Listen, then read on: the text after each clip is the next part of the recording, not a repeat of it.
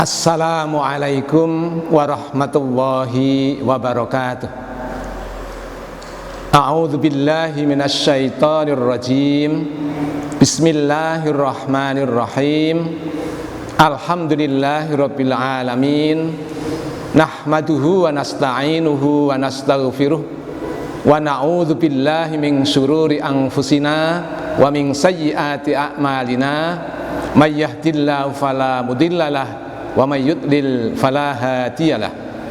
Asyhadu an la ilaha illallah wahdahu la syarikalah wa asyhadu anna Muhammadan abduhu wa rasuluh la nabiyya ba'dah. Hadratil muhtaramin kaum muslimin rahimakumullah. Pertama-tama marilah kita bersama senantiasa menjadikan puja dan puji syukur kehadirat Allah Subhanahu wa Ta'ala yang senantiasa memberikan curahan nikmat, rahmat, taufik, hidayah serta inayah kepada kita sekalian, sehingga pada kesempatan yang baik ini kita dapat bersua dalam keadaan baik, tidak kurang suatu apapun. Salawat serta salam semoga tercurah kepada junjungan kita Nabi besar Muhammad sallallahu alaihi wasallam, dan semoga tercurah juga kepada seluruh sahabatnya, para tabi'in, tabi'in, dan seluruh umat Islam yang senantiasa berupaya untuk mencontoh sutri tauladan dari beliau Nabi besar Muhammad SAW. Hadratul muhtarim kaum muslimin yang berbahagia, pada kesempatan yang baik ini kami akan menyampaikan apa pentingnya dan hubungannya antara ilmu dan amal, antara amal dan ilmu. Bahwa di dalam ajaran Islam seseorang dituntut untuk melaksanakan amalan-amalan ibadah itu hendaklah didasari dengan ilmu.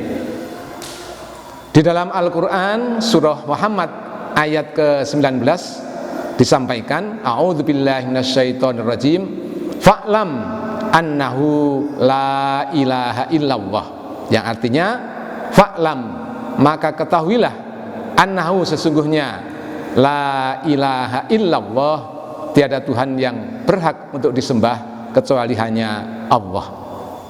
Artinya bahwa orang untuk beribadah kepada Allah, kita umat Islam untuk melaksanakan kewajiban beribadah itu haruslah didasari dengan ilmu.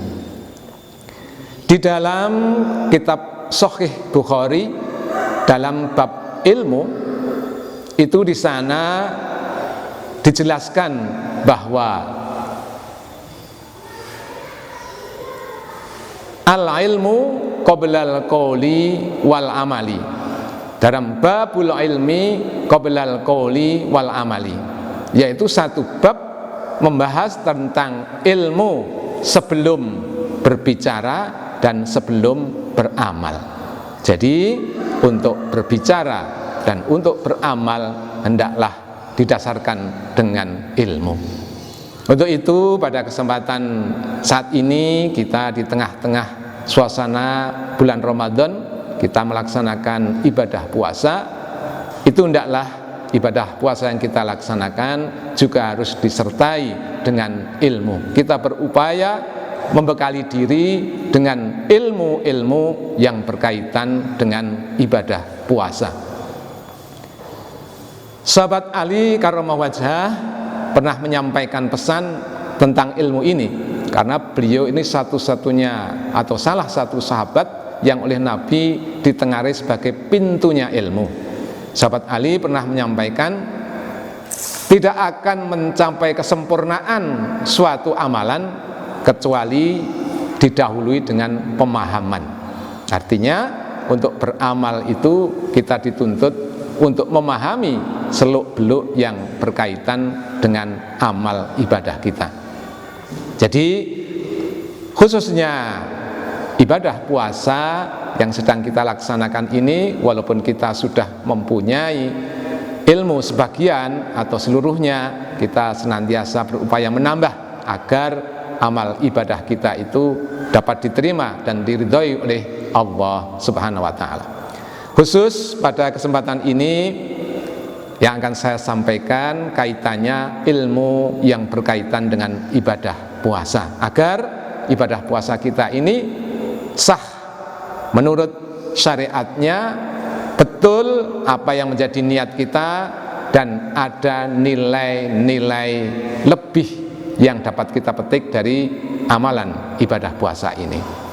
Antara lain yang perlu kita ketahui, yang pertama adalah tujuan kita melaksanakan ibadah puasa.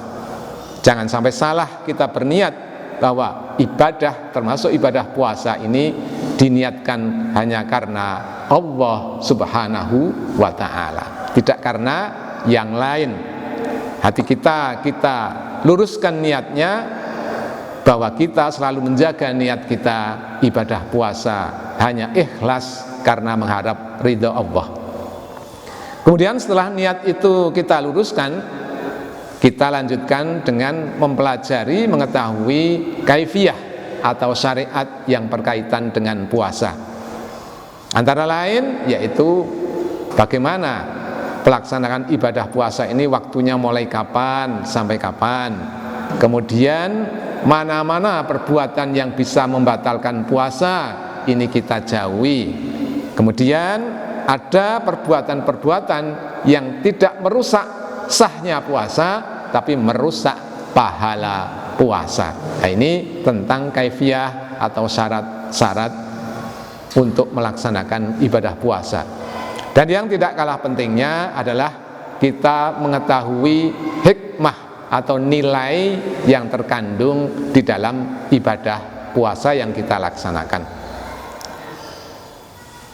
Kanjeng Nabi Muhammad SAW dalam hadisnya yang diriwayatkan oleh Imam Bukhari dan Muslim, yang disampaikan oleh sahabat Umar ibnu Khattab, bahwa innamal a'malu binniyati, sesungguhnya amal ibadah perbuatan kita itu tergantung kepada niat kita. Makanya niat betul-betul harus kita jaga dan kita luruskan. Di dalam Islam ada 3 hal yang penting, yang pokok, yang harus diketahui. Itu yang pertama adalah hal iman, yang kedua perihal Islam, dan yang ketiga adalah ihsan.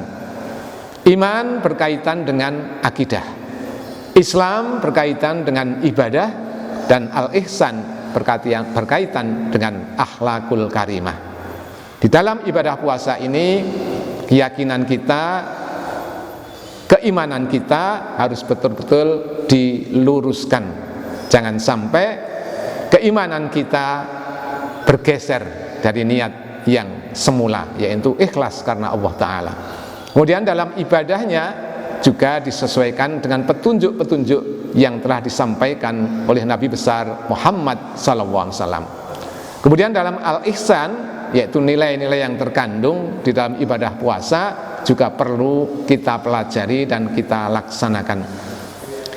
Kalau kita teliti bahwa ibadah puasa itu intinya adalah melatih diri kita untuk bisa sabar. Jadi ibadah puasa ini intinya adalah melatih kita untuk sabar. Inilah hikmah nilai yang terkandung dalam ibadah puasa. Jadi kita berusaha, puasa yang kita lakukan dengan menahan lapar dan dahaga, menahan dari berbuat maksiat, dan kita senantiasa sabar untuk melaksanakan amalan-amalan yang baik. Itu adalah tujuan kita untuk mengetahui apa hikmah dan nilai ibadah puasa. Yang paling penting nilai hikmahnya adalah kita meningkatkan kesabaran kita. Sabar itu ada 3 hal. Yang pertama adalah as-sabru fit ta'ati, sabar di dalam melaksanakan ketaatan. Kemudian yang kedua adalah as-sabru anil maksiati, sabar menjauhi perbuatan maksiat. Dan yang ketiga adalah as-sabru indal musibati, yaitu sabar tatkala mendapatkan musibah. Dari tiga hal ini, marilah kita lihat amalan ibadah puasa kita ini. Sejak kita berniat sampai kita sudah melaksanakan ibadah puasa ini, sampai insya Allah besok setelah puasa ini selesai pada akhir bulan Ramadan ini, maka kesabaran itu hendaklah kita lihat diri kita, apakah kesabaran itu meningkat atau tidak. Yang pertama, sabar dalam ketaatan. Kalau dalam ibadah puasa atau bulan puasa ini kita menahan lapar dan dahaga serta perbuatan yang lain yang dilarang dalam ibadah puasa, kita mampu melaksanakan. Maka di luar bulan Ramadan, apakah kita masih melakukan seperti itu atau tidak? Ini perlu kita lihat diri kita masing-masing. Kalau sekarang mendengar adzan Isya, segera pergi ke masjid untuk sholat berjamaah, sholat Isya, dilanjutkan sholat taraweh, dilanjutkan tadarus. Apakah di luar Ramadan itu masih dipertahankan atau tidak? Kesabaran yang kita lakukan pada bulan Ramadan, apakah berlanjut pada bulan-bulan berikutnya atau tidak? Kemudian yang kedua, sabar menjauh dari perbuatan maksiat. Kalau di bulan Ramadan kita mampu untuk menahan lapar dan dahaga seharian, maka apakah selesai melaksanakan ibadah puasa kita masih mempunyai kemampuan untuk meninggalkan larangan-larangan Allah yang harus kita jauhi. Kemudian yang ketiga, sabar saat kita menimpa atau tertimpa musibah atau cobaan. Kita sebagai orang Islam harus husnudzon kepada Allah Subhanahu wa taala, bahwa apa yang diberikan Allah kepada kita, baik itu dirasa senang ataupun tidak senang ataupun susah, kita tetap husnudzon kepada Allah. Kita suatu saat merasakan sakit, suatu saat merasakan kesusahan, suatu saat kita kehilangan keluarga, dan semua itu adalah ujian daripada Allah SWT. Kalau kita sabar, maka semua yang menimpa itu kita senantiasa sabar kepada Allah, senantiasa husnudzon kepada Allah. Sehingga itulah hikmah sabar pada bulan Ramadan ini, sehingga setelah puasa Ramadan ini selesai, diharapkan untuk waktu-waktu berikutnya kita senantiasa istiqomah di dalam kesabaran, sehingga dengan kesabaran itu insya Allah kita bisa melaksanakan perintah-perintah Allah, bisa menjauhi larangan Allah, dan itulah hikmah daripada puasa, menjadi orang yang bertakwa. Kita senantiasa mohon perlindungan pada Allah dan petunjuknya agar kita besok menjadi orang yang bertakwa. Demikian yang dapat kami sampaikan, mudah-mudahan ada manfaatnya, dan atas segala kekurangan dan kesalahan mohon maaf yang sebesar-besarnya.